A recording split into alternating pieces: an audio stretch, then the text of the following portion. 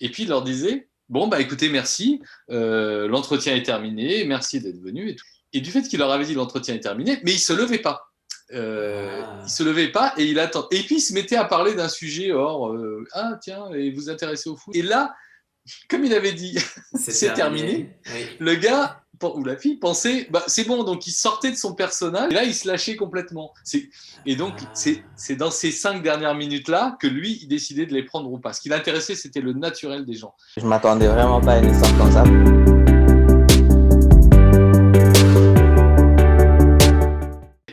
C'est parti. Bonjour Philippe, merci d'avoir accepté notre invitation sur Harmony Stories. Nous Merci à apprécions toi. énormément ton temps. Tout d'abord, comment vas-tu? Eh ben écoute, ça va pas mal. Je commence toujours par une petite question décalée. La tienne sera innovante aujourd'hui. Quelle est la chose sans laquelle tu ne te vois pas vivre? Les gens. Les gens, parce que je sais pas vivre seul. J'aime bien un peu me retrouver à moi-même parfois, mais pas longtemps. Donc, ouais, personne ou pas grand monde ou pas d'interaction, que ce soit personnelle, professionnelle, amicale, amoureuse. Tu mets tout ça dans le même sac, mais enfin, c'est pas les mêmes choses. C'est pas les mêmes personnes. Bah, ça plante un décor parce qu'on va pouvoir parler dans les gens. Je pense qu'on peut mettre la famille. La, Oui. la famille, c'est celle, la première famille, entre guillemets, celle qui est socle dans laquelle on arrive dans cette vie. Pour parler de ton enfance, comment elle se passe? Moi, j'ai eu une enfance heureuse. J'ai eu pas mal de chance, je crois. Voilà, 2 parents, une sœur, une famille assez classique dans la région parisienne. Bon, mes parents travaillaient, je les voyais. Je voyais pas beaucoup mon père, qui a une profession libérale, mais il était médecin. Il est toujours, même. Il est plus très jeune, mais il est encore médecin. Et ma mère était prof, à la retraite. Et la vie hors de la famille, comment elle se passait à l'école? C'était quoi tes passions à l'époque, du sport ou de l'art? À l'école, ça dépend. Si tu parles des années collège ou des années dans ces eaux-là, oui, c'était pas mal de sport, c'était des trucs de garçons. Les filles, on s'en foutait à l'époque, c'était pas intéressant. On jouait au foot, voilà, on collectionnait les petites vignettes des joueurs de l'époque. On se les échangeait, on faisait des petits, un peu, pas du commerce, mais voilà. Et ouais, un peu de troc, ouais. On jouait à un jeu qui était super marrant, je sais pas si ça existe encore, c'était les petits soldats. Tu avais des petits soldats, c'est marrant comme. Et en fait, tu as des petites figurines, et en fait, le jeu était très simple. Tu avais un mur, le mur de la cour de l'école, et en fait, ça jouait 2 par 2, donc chacun avec son sac de petits soldats. Après, c'est des petites figurines, ça a évolué, c'est des petites figurines d'Astérix. Tu vois, avais Astérix, Obélix, Idéfix et tout. Et puis donc, chacun devait lancer sa petite figurine, son petit soldat ou sa petite figurine contre le mur, et celui qui était le plus près, bah, il ramassait les deux, et ainsi de suite. C'est tout simple comme règle, mais tu pouvais te marrer. Donc, tu arrivais des fois avec 2 figurines, et puis tu en avais un qui avait le sac, tu étais meilleur que lui, tu le plumais, donc c'était drôle, tu repartais avec le sac. Et quand on finit cette phase-là d'adolescence passée, que tu arrives au lycée, on atteint un peu cette phase de fin de cette petite vie d'insouciance, même si elle n'est pas encore finie. On est en face de ses premiers vrais choix. Qu'est-ce que je vais faire après? C'était quoi tes choix à l'époque? Ben, en fait, moi j'ai toujours eu des difficultés avec les choix, en tout cas quand j'étais plus jeune. Le choix, c'était un peu compliqué, donc j'avais une voie un peu tracée, si tu veux. Moi, j'étais à peu près pas mauvais dans les matières classiques, maths, physique. À l'époque, ouais, c'était physique, chimie. Ma mère était prof dans ce domaine-là, donc ça m'aidait beaucoup. Et puis, mon père était plutôt littéraire, donc j'avais des facilités dans les côté littéraire. Donc j'étais dans la filière, ce qui serait le S maintenant, c'était Ouais. C à l'époque. Bon, bah voilà, donc après tu passes un bac, le bac C, je l'ai eu. Voilà, j'ai eu des difficultés parce que j'étais plutôt bon élève, mais à partir de la terminale, tu commences à avoir d'autres. voilà, tu commences à sortir, machin. À Ouais. l'époque, c'était un peu plus tard, on commençait en première terminale. Donc, bon, j'ai suivi une filière assez classique, puis on m'a dit, bon, bah ouais, t'es bon en maths et tout, bon, bah tu vas continuer des études de maths, tu vas passer des concours pour rentrer en école d'ingénieur. Et en fait, c'est là que ça s'est gâté. Ah, Ma scolarité était assez linéaire, et là, ça s'est gâté parce que j'étais pas du tout fait pour ça, en fait. J'ai essayé, mais c'était pas mon truc, donc. Donc, c'était pas vraiment un choix, c'était un non-choix en fait. C'était je suivais ce qu'on m'avait dit. Voilà, bah toi tu vas faire ça, ok. Et puis donc là après j'ai un peu navigué entre pas mal de choses. J'ai fait des essais. J'ai fait quand même une licence de mathématiques appliquées, mais il y avait un peu c'est mathématiques appliquées à l'époque ça s'appelait, mais il y avait il y avait de l'économie, il y avait du marketing. Après j'ai fait une formation aussi plus gestion commerciale, donc ça m'a donné un petit panel. Et puis après, en fait, j'ai un peu navigué dans pas mal de boulots différents. Et puis je me suis retrouvé après, je ne sais pas si tu veux qu'on en parle maintenant, plutôt dans l'informatique, qui n'était pas mon domaine au départ. Et puis j'ai commencé par la partie commerciale, parce que j'étais là-dedans en fait. Comme je me disais, bon, bah, je vais faire des professions plutôt marketing, commerce et vente. Et en fait, j'ai pris goût à quelque chose que je n'avais pas du tout aimé pendant mes études, parce qu'à l'époque, on apprenait l'informatique, c'était pas le numérique ou le digital, c'était l'informatique, tu vois. C'était Avec les différent. vieux ordinateurs Des tout disquettes. bleu, tout vert. Voilà. Et j'étais très très mauvais. Au départ, j'étais très très mauvais. Je pensais qu'on pouvait éteindre l'ordinateur quand il chauffait trop. On avait fait un programme, mais je ne savais même pas ce que ça voulait dire sauvegarder un programme. J'étais très très mauvais. Et bon, depuis, j'ai appris. Et puis, j'ai pris goût à la technique en apprenant par moi-même, en fait. Et je suis rentré dans une boîte informatique d'un éditeur de logiciels où j'ai fait une bonne partie de ma carrière. J'ai grandi avec cette structure. Donc le choix, il s'est fait là, à ce moment-là. J'ai choisi parce que j'étais dans un environnement de type, c'était quand même dans les années 90, hein, ça fait longtemps. Et c'était vraiment l'esprit start-up. Les start-up n'existaient pas à l'époque, mais c'est l'esprit des start-up de maintenant, un peu moins moderne parce que les moyens n'étaient pas les mêmes. Mais c'était cet esprit-là. Tout le monde travaillait dans un open space, qu'on soit des métiers commerciaux, des techniciens, du support technique, de la formation, tout le monde était au même endroit. Et puis, entre jeunes, on avait tous entre 20 et 30 ans. Et on bossait comme des malades, mais comme des malades.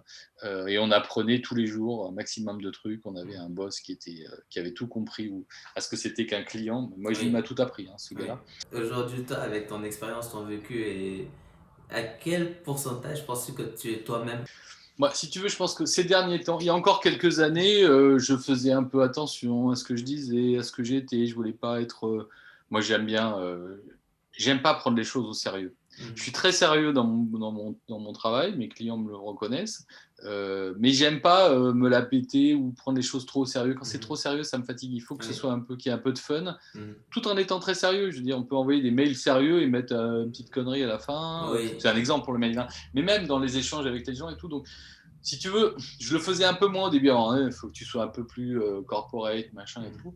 Donc maintenant, je pense que depuis quelques années, en particulier même sur les réseaux, je garde une certaine réserve sur certains sujets, parce que moi, j'ai pas envie de m'exposer sur tout. Mais par contre, je suis exactement comme tu me vois là, que ce soit avec ma famille, mes clients, mes amis, ou les gens que je croise la première fois, que ce soit des responsables, peu importe. Voilà, j'ai décidé que. J'ai même pas décidé, ça s'est fait naturellement que j'en avais marre. Donc je dirais, allez, peut-être 95%, si tu veux. Mais jamais à 100%, j'imagine. Mais bon, j'essaye de rester moi-même dans toutes les situations. Et si tu masques trop ce que tu es quand tu arrives, tu vois, même pour un jeune dans un boulot, au bout d'un moment, ça va craquer, quoi. Tu pourras pas tenir longtemps. Tiens, je peux te raconter une anecdote. J'avais un de mon boss particulier. Je ne sais pas s'il nous verra un jour, il s'appelle Yves-Marie. Vraiment, il m'a appris plein de trucs. Et il avait une technique pour le recrutement. Alors, on recrutait, je dis on parce que moi, j'étais un peu manager de l'équipe et il recrutait des gens pour mon équipe, c'est le boss. Et donc, il recrutait des jeunes gars, pas forcément qualifiés, on les formait. Ils faisaient du support technique téléphonique pour du logiciel. Et il y avait une dizaine de personnes, c'est pas non plus un pool.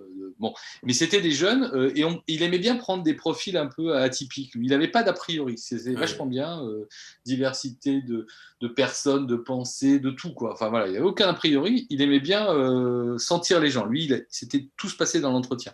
Mhm. Donc le CV c'était une chose, mais donc il faisait venir les gens en entretien, des jeunes donc qui arrivaient, qui étaient un peu, tu sais, comme ça, forcément, on a tous été comme Oui. ça dans un entretien. Donc ils parlaient, donc les mecs avaient bien, ils faisaient un peu gaffe à ce qu'ils répondaient et tout ça.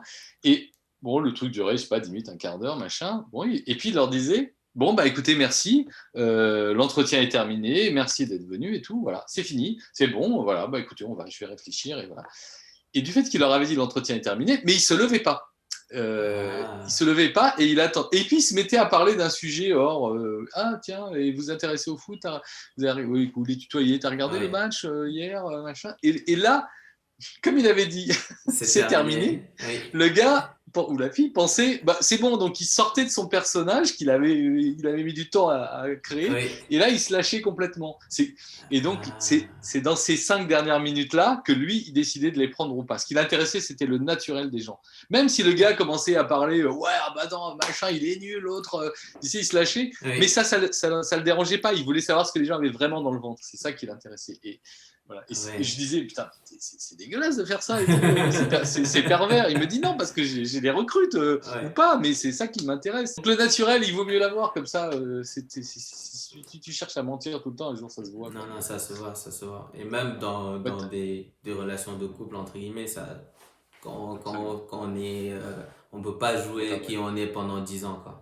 Et ensuite, quand on sort de ça, et comme tu le disais tout à l'heure, tu fais quand même une grande une expérience dans l'informatique où tu apprends beaucoup et que tu évolues. Et vient un moment, peut-être, de désir d'entreprendre. Oui. Comment se passe cette transition-là? Alors j'aimerais te dire oui, tout d'un coup je me suis réveillé, je me suis dit, ah, j'ai le feu, comme tu dis.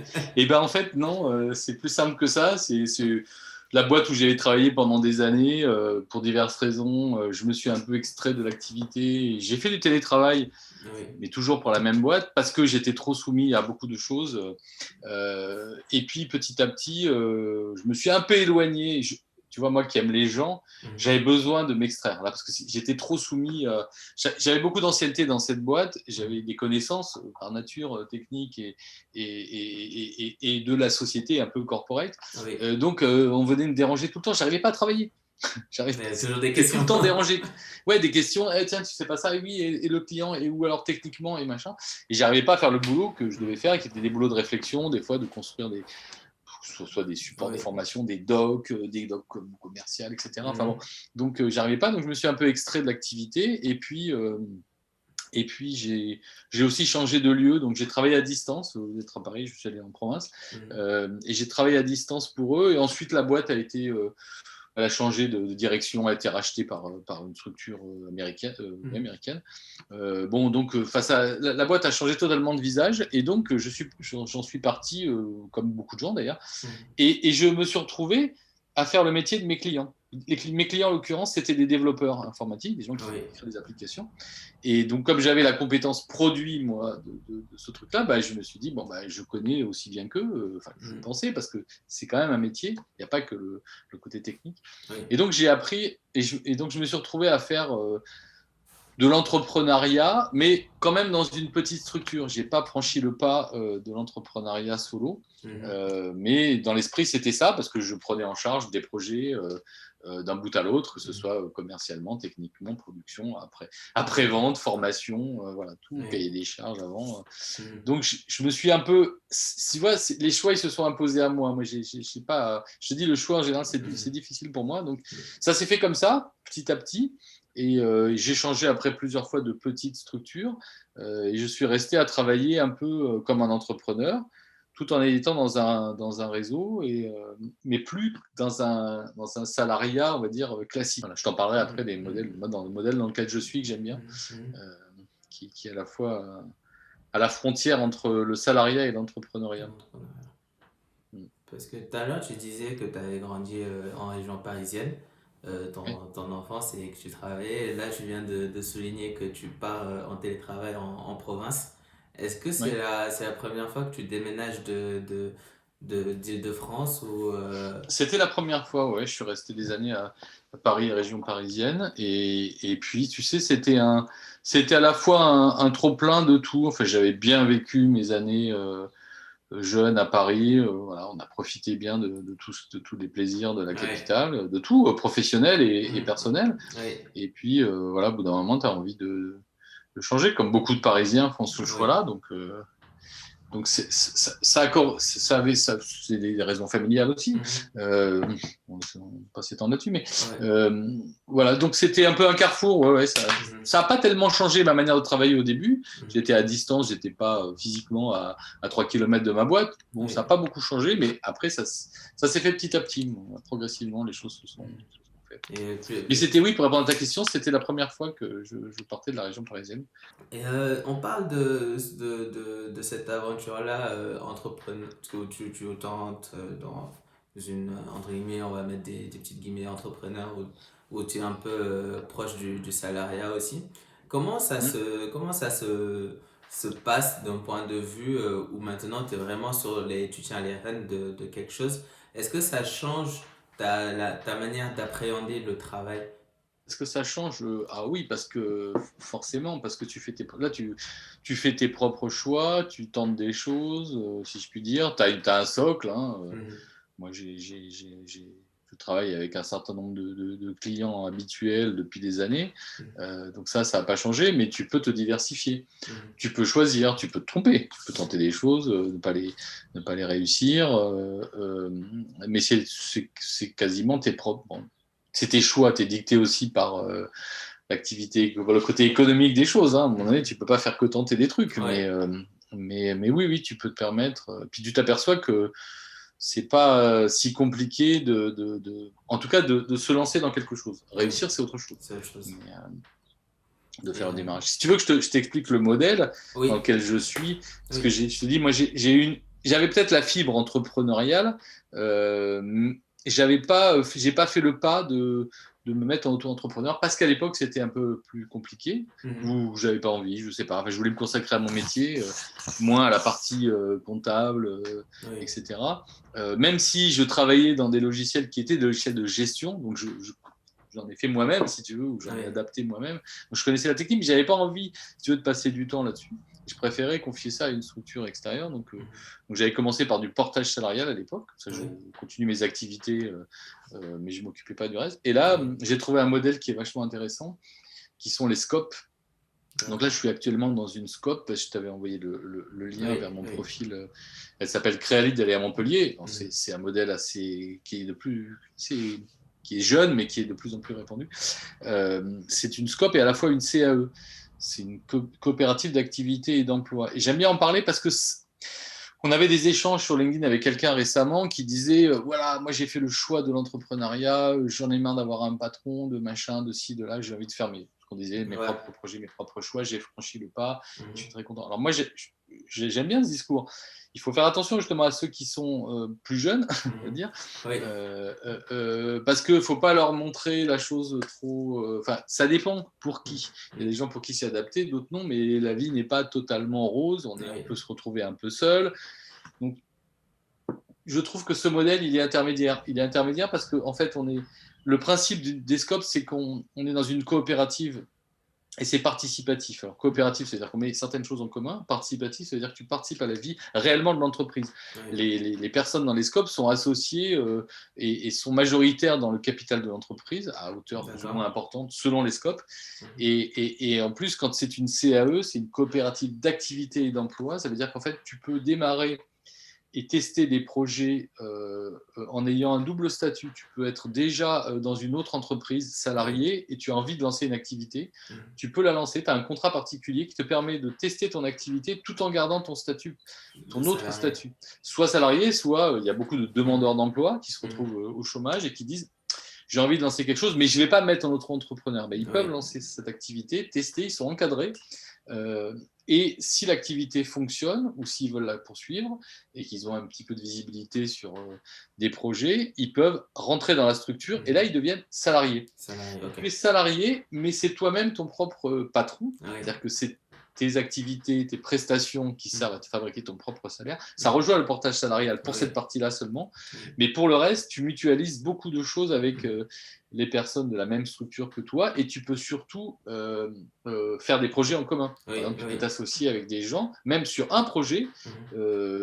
Par exemple, moi, si je me débrouille en graphisme, mais je ne suis pas graphiste de métier, je peux m'associer avec une graphiste pour monter un site internet, parce que moi, j'ai occupé de la partie back-office, construction et elle de l'UX, etc. Et surtout, le côté test au départ, tu rentres, c'est un contrat particulier qui est encadré par les pouvoirs publics d'ailleurs, ça s'appelle le CAP, le contrat d'appui au projet d'entreprise.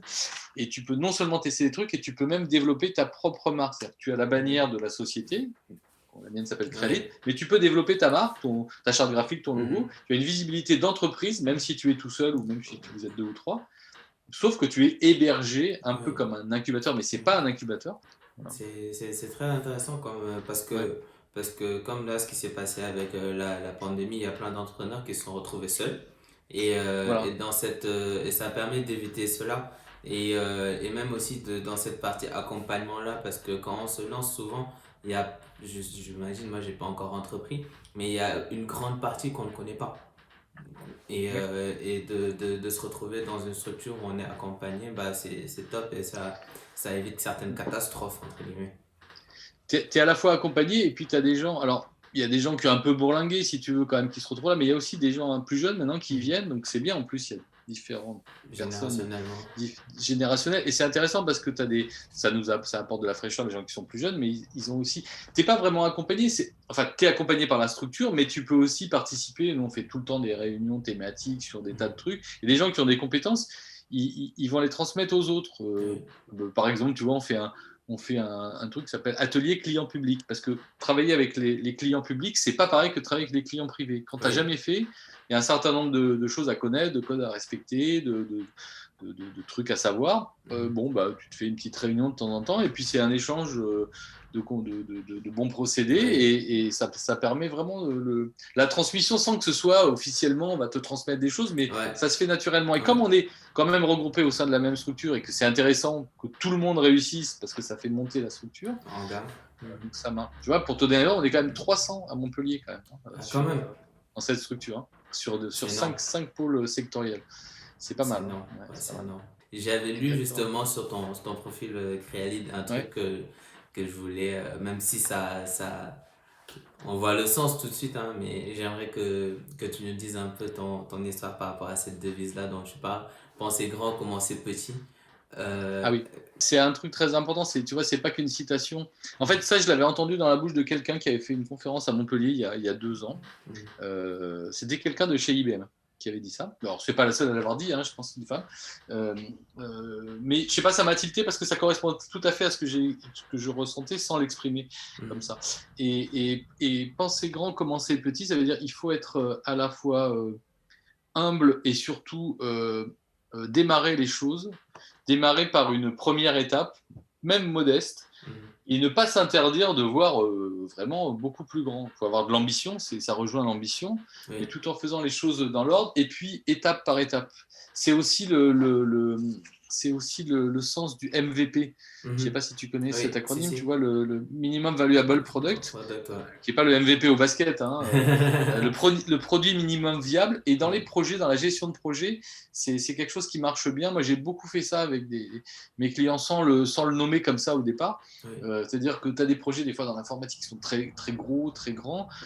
Si tu veux tout faire d'un coup, non seulement tu n'es pas sûr d'arriver au bout, tu n'es pas sûr de partir dans la bonne direction, donc si tu le découpes, il n'y a rien de révolutionnaire, hein, il y a beaucoup de gens qui le font, hein, mais il faut avoir ça à l'esprit. Et d'ailleurs, chez Créalit, je vais lancer une marque qui est encore en gestation, qui devrait s'appeler Digital MVP, voilà, parce que j'ai envie de mettre ça dans ma marque, voilà, le MVP dans ma marque. J'ai un ami chez Créalit qui travaille pas mal là-dessus, et il dit, lui, il conçoit les projets comme une fusée.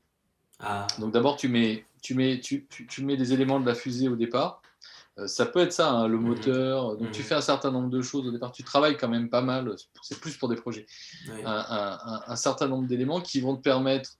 Tu y passes un peu de temps quand même, parce que plus tu mets, c'est comme les fondations, hein, tu peux aussi concevoir ça comme des fondations, plus tu fais ça bien au départ, tu investis un petit peu de temps, plus ta fusée elle ira loin. Parce que sinon, si tu vas vite, trop vite, faut pas aller trop vite non plus, c'est pas parce que tu fais du MVP qu'il faut aller vite. Si tu vas trop vite, ta fusée elle va décoller, mais elle va pas aller loin. Avant qu'on arrive sur le dernier segment de cette discussion, j'ai vu, et c'est un concept qui me plaît et qui aujourd'hui aussi, du fait des temps dans lesquels on vit, de l'écologie et tout, est central, je trouve. J'ai vu que tu étais associé à Time for the Planet. Est-ce que Oui. tu peux nous expliquer le concept et ce qu'on essaie d'y faire? Parce que j'ai vu qu'il y avait qui regroupaient justement plein de chefs d'entreprise, etc., de start-upers qui y sont. Il y a beaucoup de gens qui y sont, alors parce que ils ont une idée. En fait, les fondateurs de Time for the Planet sont six. C'était justement des gens qui ont pas mal bourlingué, ils sont assez jeunes, hein, malgré tout, mais ils ont eu des boîtes, ils ont été start-upers, ils ont fait plein de choses, et ils se sont aperçus, ils ont décidé qu'il fallait faire quelque chose, comme beaucoup, pour la planète, et ils se sont dit que le nerf de la guerre, c'était quand même l'argent, et qu'il fallait faire quelque chose pour essentiellement se mettre. Leur credo, c'est lutter contre les gaz à effet de serre. Par exemple, essentiellement, les émanations toxiques. Et donc, l'idée, c'était de dire, on va monter une société avec beaucoup d'actionnaires, le maximum de gens, parce que ça va. Plus on est nombreux, plus on a d'ambassadeurs, plus on va pouvoir faire quelque chose ensemble. Et l'idée, c'était de réunir une grosse somme d'argent. Donc l'idée, c'est de réunir presque 1 milliard, ça c'est l'objectif, pour construire des entreprises by design, comme on dit, c'est-à-dire à la base, qui vont être créées, non pas d'adapter des entreprises existantes pour qu'elles soient totalement éco-responsables, qu'elles ne fassent pas d'émanation, mais qui soient à la base non seulement dans cette technologie-là, mais qui aident et qui fabriquent des brevets et des choses innovantes pour lutter contre le réchauffement climatique, principalement. Donc ça, c'est l'idée. Et comment le faire en s'adressant à des gens qui vont donner une partie de leurs finances, mais ça peut commencer très petit, mais comme on est très nombreux, ça peut faire des grosses sommes d'argent. Et ces sommes, et en disant aux gens, vous n'aurez pas, c'est pas un investissement classique, vous n'aurez pas un retour sur investissement, et un taux de retour sur investissement, c'est un taux de retour, un TRP. Ils ont appelé ça le taux de retour pour la planète, c'est-à-dire que vous investissez 1 euro, au mieux, peut-être dans quelques années, vous récupérez 1 euro ou pas du tout. C'est pas ça, mais ce qui compte, c'est le taux de retour sur la planète. Grâce à votre investissement, on va construire des entreprises, et si ces entreprises sont bénéficiaires, les bénéfices serviront à en construire une autre. Le but, c'est de construire des entreprises. Ils sont fixés une centaine d'entreprises.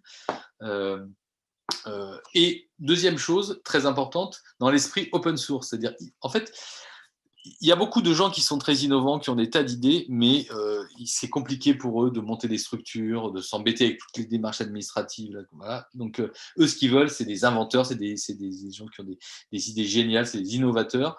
Il faut les aider. D'accord. Donc, Time for the Planet réunit de l'argent, monte des entreprises, sélectionne des projets, et c'est très sérieux la manière de sélectionner les projets, monte des entreprises, essaye de les faire fructifier, pratiquement au début est majoritaire dans le capital et fait l'inverse des investisseurs classiques et se retire petit à petit. Et les bénéfices sont réinvestis dans une autre entreprise et ainsi de suite. Et chaque brevet, chaque chose qui est inventée à l'intérieur de ces entreprises est de facto, et ça c'est très important, open source. Parce qu'ils se disent, on nous copie, et ben c'est très bien. Même si ça sort de Time for the Planet, ça fera du bien à la planète. Si c'est une entreprise qui va fructifier, et ben on aura réussi notre mission. On a réussi à convaincre beaucoup de gens. Moi, j'en fais un peu la promotion comme je peux. Chacun le fait à son niveau. On aide avec le temps qu'on peut donner à faire connaître ce truc-là. Et les chiffres sont assez éloquents. Je les ai plus en tête, mais voilà, on a une assemblée. Alors, on est associé. Tu peux être associé. C'est facile. Hein, tu veux être associé sur le planète. Tu peux être associé à partir de 1 euro. Tu achètes une action pour 1 euro. C'est très simple. Et tu deviens associé. Tu peux en acheter 10, 20, 30, 50, ce que tu veux. Tu peux en offrir. Tu peux faire des parrainages. Mais tu n'obtiens rien pour toi-même. Hein. C'est pas là-dedans qu'il faut aller si tu veux gagner de l'argent. C'est pas le but. Voilà. Donc, ça, c'est un de mes engagements fort. Fort. Je donne le temps que je peux. Bon, mais voilà. Ce qui est bien, c'est que tu participes comme tu veux, avec le temps que tu peux donner. Tu peux te parler de quelque chose si Oui. tu veux aussi que je fais qui qui me tient à cœur aussi beaucoup. Il y a le côté digital dont on a parlé, il y a le côté végétal. Alors, il y a Time Oui. for the Planet, ça c'est une chose. Mhm. Et sur le côté digital, je suis en train de développer une structure à Montpellier, on est 3, Oui. qui va travailler dans l'agriculture urbaine. Tu vois, ça n'a rien à voir avec mon métier à la Ouais. base. Ah, pas du tout. Voilà, en fait, je m'occupe beaucoup de la communication de cette structure, entre autres, la partie, tout ce qui est digital autour de ça, parce qu'il y en a. Mhm. Mais l'entreprise va créer des cultures maraîchères, donc fruits et légumes et aromatiques, en Mhm. hydroponie sur les toits et les terrasses de Montpellier dans un premier temps. Parce que l'idée, c'est de dire, on a beaucoup de surfaces qui sont bien exposées, Mhm. qui ne sont pas utilisées, Utiliser. qu'on pense pas exploitables, donc qui ne sont Mhm. pas exploitées parce qu'on les pense pas exploitables. Et en fait, on peut tout à fait les exploiter en ville, là où on ne peut pas amener de terre, et ben on va amener de la verdure. Alors certains amènent des arbres, des plantes, etc. Ben, nous, on va cultiver des choses. Alors c'est pas nouveau, hein, il y a beaucoup de choses qui existent, et on cultive hors sol, sans terre, dans un système de canalisation d'eau, c'est ça l'hydroponie, je ne sais pas si tu connais. Euh, et voilà, on économise 90% de la ressource en eau et on fait des beaux fruits et des beaux légumes avec des nutriments tout à fait sélectionnés. Et en plus, il y a un deuxième volet très important là-dedans et on y tient, on fait de l'insertion professionnelle parce que dès lors qu'on va développer des fermes urbaines, si on en développe des importantes, ben, il faudra des gens pour s'en occuper et on pourra créer des emplois. Donc voilà. Notre baseline, on aime bien parce que ça schématise le projet, c'est cultiver sur les toits pour faire pousser des emplois. Je t'ai pas donné le nom, je faillis à ma mission, ça s'appelle Culture au toit. En ville, c'est souvent, et ça aussi fait créer des circuits plus courts. Et c'est chouette à voir quand même. Et puis Mhm. les légumes sont vraiment beaux. Ils poussent, en plus, on optimise la place parce que ça pousse de Mhm. manière horizontale ou verticale. Ouais. C'est plus facile pour s'en occuper. Ça peut Mhm. même donner du boulot à des gens qui sont éloignés de Mhm. l'emploi, des gens Mhm. peut-être même qui ont un certain petit handicap, par exemple, qui ne Ouais, pourraient ouais. pas se baisser pour ramasser Oui. des Ouais. fraises, par exemple, qui sont par terre. Là, ça pousse Plus verticalement, en haut. horizontalement, tu vois. Donc, Mhm. on optimise la place, Mhm. la ressource en eau et on fait des Oui. choses tout à fait naturelles en plein soleil à Montpellier. Et j'ai un autre engagement qui est important, je ne sais pas si tu veux qu'on en parle, pour moi, c'est aussi ça c'est un engagement, c'est des valeurs, c'est la mixité. Tu l'as peut-être vu dans mon profil. Euh, je l'ai mis dans mon profil LinkedIn en particulier, j'avais mis optimiste résolu parce que je suis plutôt optimiste et résolu au sens, voilà, c'est pas l'optimisme BA, tout va bien, tout ça, non, c'est résolu. Et j'ai changé un peu, j'ai mis optimiste parce que la mixité, pour moi, c'est très important. Et la mixité, pour moi, ça va dans le sens, euh, les hommes, les femmes doivent avoir les mêmes droits, évidemment. Donc les droits de la femme, les droits des femmes ou droits des femmes d'ailleurs, c'est le droit tout court des personnes, les femmes, les hommes. Pour moi, c'est la même chose en grande partie. Il y a des différences évidemment, et c'est aussi une affaire d'hommes. Et je pense qu'il faut aussi que les hommes se mêlent entre guillemets dans le bon sens du terme et s'intéressent à ces sujets-là. Et moi, dans mon esprit, j'ai toujours eu un environnement très féminin, familial, etc. Donc j'ai toujours été élevé dans le fait que bon, bah voilà, il n'y a pas de différence, et même s'il y a des différences physiques, mais pour tout le reste, j'aime bien l'équité, tu vois, l'égalité dans la majorité des cas, salariale évidemment, enfin, ça n'a pas de sens, quoi. Et puis tout ce qu'on fait subir dans les remarques sexistes et autres, enfin, moi, ça me révulse. Donc je suis toujours là pour lutter contre ça. Et aussi en disant, il faut qu'il y ait de plus en plus d'hommes qui se lancent là-dedans. Donc, voilà. Moi, je me suis engagé dans une sorte de club qui s'appelle Femmes ici, je leur fais un peu de pub, allez, qui s'appelle Femmes ici ailleurs. Tu verras, parce que c'est aussi dans mon profil, je ne l'ai pas mis pour rien, hein, c'est vraiment un club, j'y suis associé aussi récemment. C'est un club, il y a 6 000 personnes dans ce club. Encore très peu d'hommes, mais on y vient de plus en plus. Voilà, c'est un magazine qui raconte vraiment des histoires de femmes de toutes les conditions, de tous les pays, des belles, des histoires un peu plus tragiques, mais toujours sous l'angle positif pour montrer l'exemple, un exemple. Mais sûr que ce soit des chefs d'entreprise ou des gens qui ont démarré une petite activité ou qui ont des difficultés. Voilà. C'est très chouette et surtout ça fédère pas mal de gens. Pendant le confinement, ça a aidé aussi beaucoup de femmes et d'hommes à se retrouver. C'est aussi un réseau. Ouais, c'est un super esprit. Et c'est vrai, il faut que les hommes en prennent leur combat. De toute façon, dans tous les combats comme ça, historiquement, où il y a eu des inégalités, le changement n'est jamais venu entre guillemets, des gens qui en étaient victimes. il faut que, entre guillemets, vu que c'est les hommes, d'une manière générale, qui ont créé cette société machiste-là, qui a fait subir ça aux femmes, il faut aussi que les hommes prennent part au combat de remettre les choses à leur place, quoi. Ouais. Peut-être d'autres hommes que ceux qui ont Ouais, fait ça. exactement, d'autres hommes. On arrive sur le dernier segment, où c'est des questions un peu rapides. Allez. Euh, D'abord, vu qu'on a déjà fait l'exercice avec penser grand, commencer petit, qui est une belle phrase et où tu as pris le temps de bien nous expliquer pourquoi.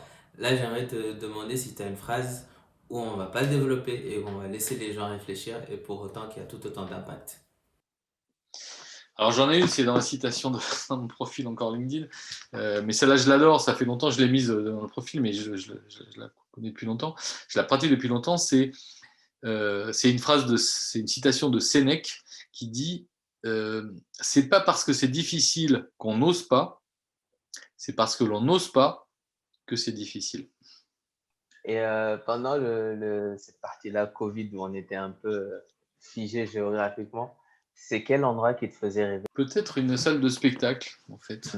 Et l'avant-dernière, 5 personnes, peut-être qui sont encore là ou plus, avec qui tu aimerais partager un dîner pour avoir une superbe discussion. Je pense que j'aurais adoré discuter avec un gars comme Einstein, tu vois. Mais je sais pas pourquoi, savoir comment il était discuter avec lui dans la réalité, tu vois, j'aurais peut-être rien compris à ce qu'il m'aurait dit, mais je dirais des comiques, mais qui savaient manier les mots. Un gars comme Raymond DeVos, par exemple, pour moi, c'est un maître des mots et des paradoxes. Je sais pas, je vais te dire Barack Obama pour les gens récents, parce que quand même, c'est un type assez incroyable. J'aurais adoré discuter avec Françoise Sagan, mais tellement barré, par exemple, dans des écrivains. Une chanteuse, alors je dirais Barbara, parce que tellement énorme comme artiste. Il restait la dernière, les 3 livres. DDR. Les 3 livres. Que tu as adoré lire ou qui t'ont changé, ou que tu as juste adoré. Les Piliers de la Terre. Toute la série, ça commence par Les Piliers de la Terre, ça se passe en l'an 1000, Moyen-Âge, et c'est une saga absolument magnifique entre la France et l'Angleterre, dans le Moyen-Âge, avec tous les travers de l'époque. C'est absolument magnifique. C'est des gros bouquins de 1000 et quelques pages, mais qui se lisent vraiment. Ça vaut toutes les séries, et je regrette de les avoir déjà lues.